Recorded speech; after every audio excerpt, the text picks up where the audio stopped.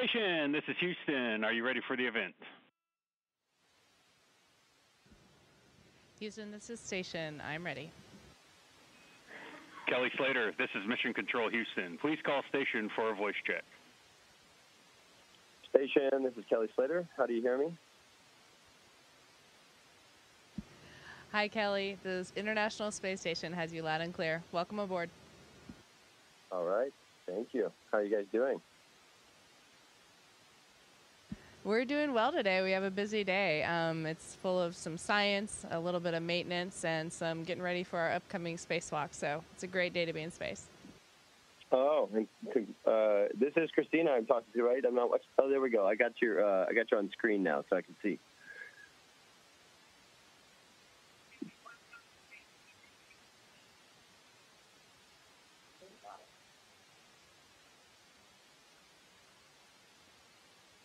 Yes, I am with you, and I have you loud and clear. Great.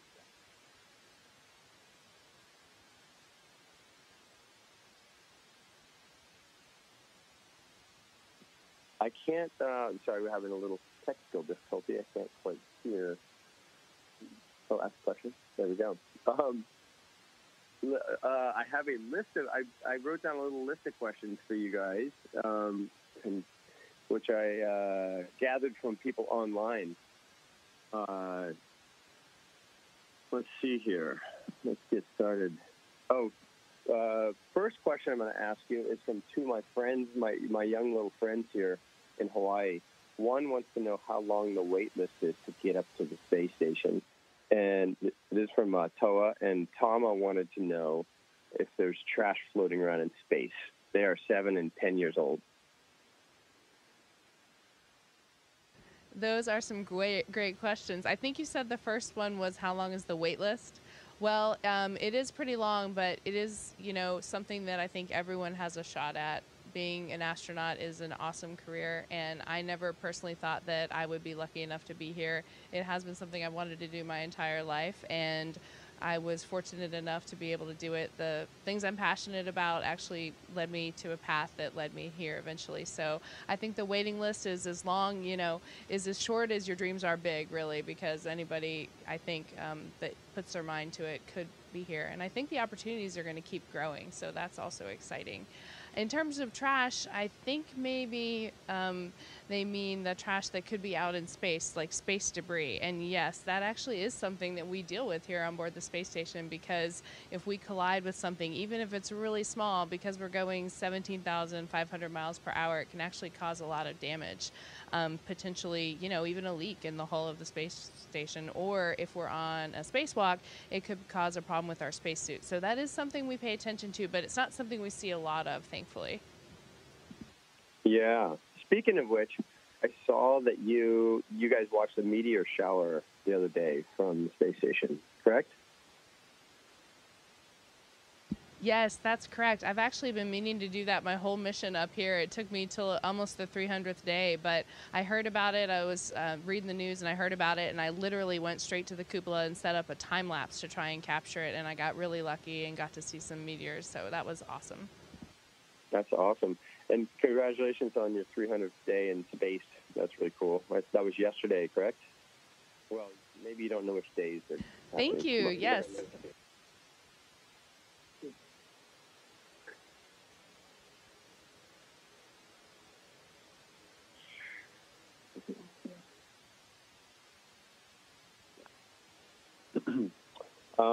Some of the questions people ask me to pass along: do you miss the blue sky, or do you still get a little bit from your perspective?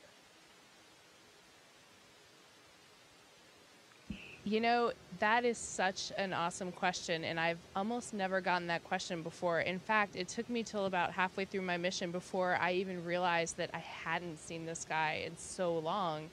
we do not have any blueness to the, the environment around us at all. If we just look out the window into space and aren't facing the Earth, all we see is the blackness of space. And when we look on the Earth, the only blue that we see is from the water, usually. If we're over land, it just looks like normal land color, either green or a beautiful red if we're over a desert. So we don't see that blue of the sky. The one place you could say we do see it is at the time of a sunrise or a sunset, when we can actually kind of make out the atmosphere on the horizon of the Earth, and it's really, really beautiful. But no, I have not seen a blue sky since I've been up here, and I was just thinking the other day that I cannot wait to look up and see the blue sky.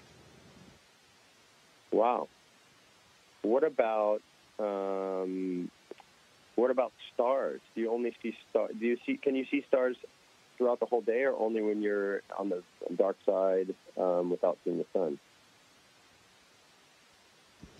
Yes, we can see them only when we're on the dark side. So when we're on the side of the Earth in our orbit that's not facing the sun, then when we look out, we can see stars, and they are absolutely beautiful because we're not looking through the atmosphere of the Earth and some of the light distortion that causes. The stars are just really, really beautiful. They're solid bright. They don't twinkle at all because they're not going through the atmosphere. So they're really bold and bright. And we can also see the planets. The other morning I saw Venus, and it was absolutely gorgeous.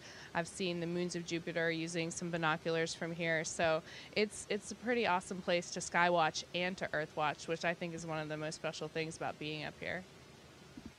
Yeah, 'cause I don't think we can see, is it Mercury and Venus very well from the Earth, only right at daybreak, or right after the sun goes down.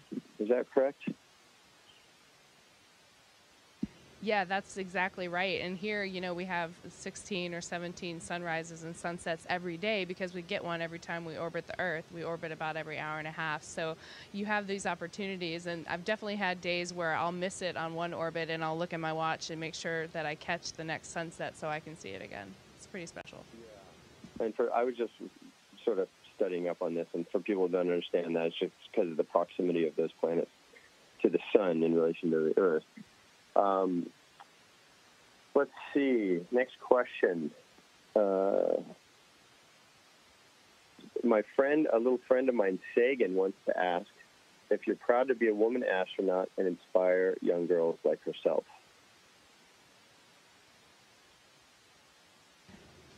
That is a huge honor and part of my job. And I think one of the times that stood out the most was when me and my crewmate Jessica got to do the first ever spacewalk that was just 2 women outside the space station. And knowing that so many people were following along and so many people were supporting us and telling their daughters about it, that was really special. So to me, it is absolutely a huge aspect of my job that I consider an honor, and I feel very lucky that I can do that. Cool. How has the trip changed you personally, and does that continue when you're back home? Gosh, it has changed me in so many ways. I think that you're right. I think I won't fully realize exactly how much until I do come home. But personally, I think that a lot of the changes up here are in the form of personal improvement. When you work and live with people in such close proximity, you really have to face a lot of the things about yourself that maybe that you should change and should make better. But, there's no running and hiding from any interpersonal things here. There's no escaping back to, your own comfort zone in your own house away from, say, your work or friends or things like that. So really having to chase down some of those things about yourself and dig deep to become a better person, I think, is the way I've changed most personally.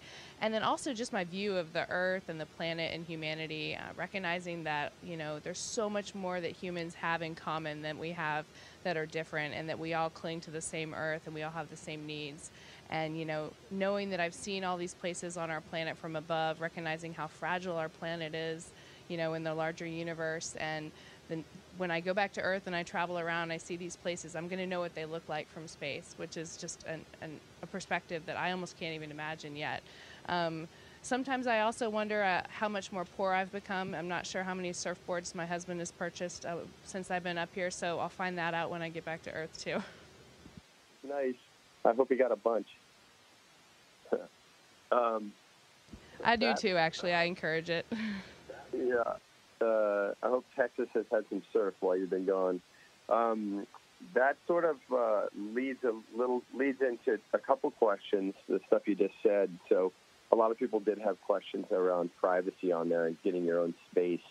You covered a little bit of that, so maybe you can just add a little more. And then also, you talked about seeing space from up, seeing the Earth from up there, and a lot of people, Tom Carroll included, wanted me to ask you how intently you've been looking at and taking pictures of the fires in Australia. I noticed you put one on your Instagram the other day, and what's that look like from up there? Well, first, taking on that privacy question, it's definitely something that we pay attention to up here. The only private spaces we have are our little, what we call crew quarters, and they're about the size of a phone booth, and that's kind of where our own personal computer is. That's where we sleep and keep all of our personal things, pictures from home and things like that. And that's really the one escape that we have when we do need some time alone. We don't have, personal workspaces, like we don't have our own desk or anything like that. So when we work, we have to be very conscientious and clean up after ourselves and make sure that we leave the station always in a, config so it can be really efficient, because the next person working in the place where you're working, it could be showing up 5 minutes. So that's definitely something that's taken some getting used to. And it'll be interesting when I come back home and I will feel like I have so much alone time. And in terms of being able to see things on Earth, like natural disasters, and in particular the fires in Australia right now, it's definitely, it's a stunning thing to have the perspective to actually see things on a global scale. And there's very few things I've seen that actually, I would say, encompass that kind of a global scale since I've been up here. One was Hurricane Dorian, and I would say the fires in Australia is the next. Not only can we actually see the fires burning, but even more amazingly, I was flying over Tahiti recently. I was taking some pictures, and I noticed off on the horizon of the Earth there was this really long, unusual cloud that covered the entire horizon that I could see, and it was kind of a brown color. And I looked on the map, and I'm almost certain that that was basically just an entire environmental change of the atmosphere caused by the fires. So it wasn't a cloud at all; it was just smoke. And it really just made me realize that, things that happen that make news for us on our personal level can also really have huge effects on a global scale. Wow. Thanks for that. There's been a lot of people interested in asking questions. It's been a big, on social media, obviously been a huge thing here, all the people and animals affected in the country there in Australia. So it's been a tragedy. I would imagine if there were ever, God forbid, ever a tsunami while you're up there, you would be able to see some effects of that too, which would be really wild. Let's see, a couple more questions. Well, I think we've got a few more minutes. Let's see. Someone wrote me a message and said they went to school with you, named Justin Brewer, and he lives on the Big Island now, and he wanted you to get a picture of the Big Island for him. Yes, I do know Justin, and that's funny. I have tons of pictures of the Big Island. Taking pictures of Hawaii is one of my favorite things to take pictures of, and I always make sure that I get out the best lens to do that. So tons of pictures of the Big Island. The Big Island is also where there's a NOAA base that is part of a kind of global monitoring division site of a network of sites that I used to work for, so I made sure to snap pictures of that. So I'll definitely get in touch with Justin and share those, or maybe I'll post one coming up here. I'm in Hawaii now, so any Hawaii pics will be cool. And I also have, I believe, some of the kids at Sunset Beach School across the street are watching us, listening to the interview now. So they're really excited. I had quite a few people write in that either knew you or went to school with you or something. Somebody asked about your nickname of Rocky as a kid. And they grew up with you in his wife had grown up with you in coastal North Carolina, he said. But we don't really have to go into that. Just kind of a funny one. That is a good one. That's a deep cut. I think I got that nickname in the 5th grade, actually. It's hard to remember exactly why, probably just because I was sort of a rough and tumble kid and kind of, always got back up if I got knocked down. So hopefully the take-home message there is just, keep fighting, keep working. You never know. I think it's fitting, though, because I ended up marrying someone from Philadelphia. So, you know, he's kind of got the Rocky mascot in his background, and I was able to jog the Rocky steps when I visited. So there's just a lot of connections there. Cool. One more quick question about the space station, and I'll ask you a couple of quick ones about surfing. Explain to people about how you're not exactly in total zero gravity. You explained to me how you're falling around the Earth in orbit. Yes, that's right. It feels like free fall, or it is free fall, which kind of feels like zero gravity, but it's really just because everything, all of us, the station and everything around, is actually just floating or falling around the Earth at the same rate in orbit. So, for example, it looks like this shirt is floating, which, by the way, I love this jersey. Thank you for sending it. But actually, I'm just falling at the same rate as the shirt. Interesting. So what that means is, yeah, we can actually move around pretty much anywhere, and I don't feel any differently standing upside down or right side up, because we're all sort of falling the same. So we don't call it zero gravity because anything that creates mass or any disturbances in that kind of perfect free fall mean that we have some effects of gravity or microgravity. So I think that's why you hear it called microgravity. Another way to think about it, I tell people, it's if you can imagine throwing something so hard and so fast that as it falls down, the Earth actually curves away from it. That's kind of what it's like being in orbit, and that's why you need the rocket to sort of get you up here. Couple quick surf questions. How did you get into surfing, and obviously, are you missing it while being up there?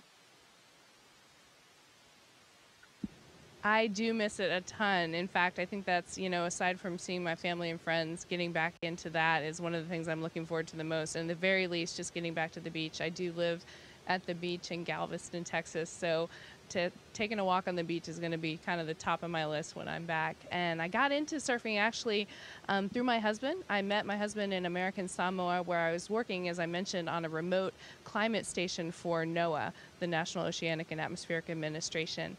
And, he's a hardcore surfer, and he had taken a job in Samoa as well. And, partially for work, but maybe surfing had a little bit more to do with it. So since then, we've been surfing and taking surf trips all over the place. And of course, we surf in Galveston together. So I've always been a water person. I went to the beach. I grew up in coastal North Carolina. I basically lived at the beach in the summers, and I was a big sailor and, did stand-up paddle boarding and things like that. So getting into surfing was kind of a natural progression, and it was a way to really kind of embrace the outdoors in Galveston.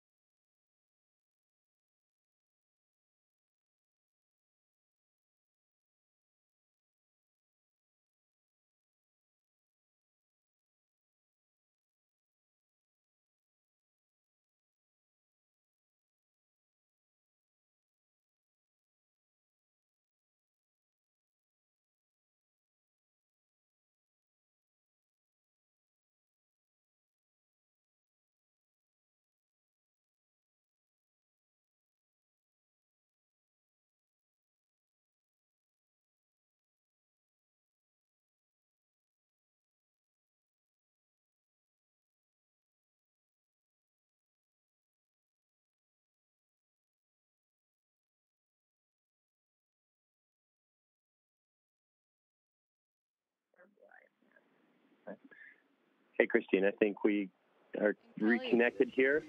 Yes, there we are.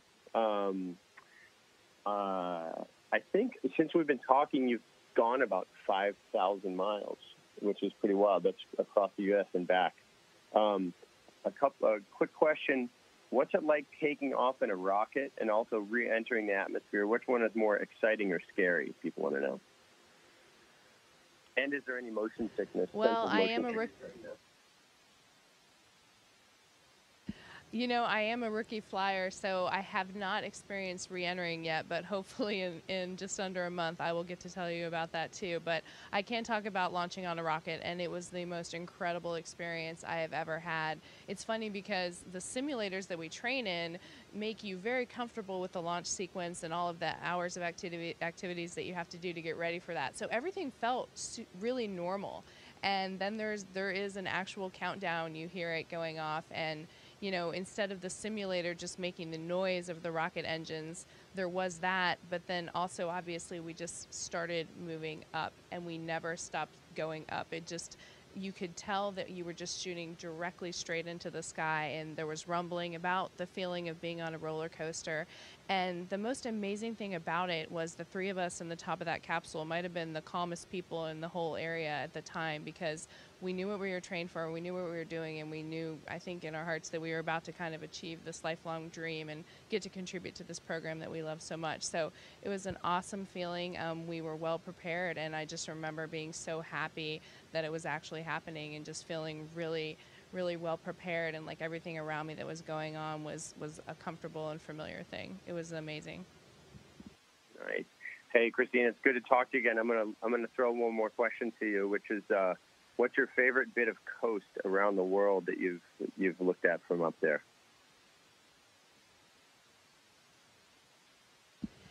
That is a great question. I have had the chance to take so many amazing pictures of coastlines, and they're definitely my favorite thing to take pictures of.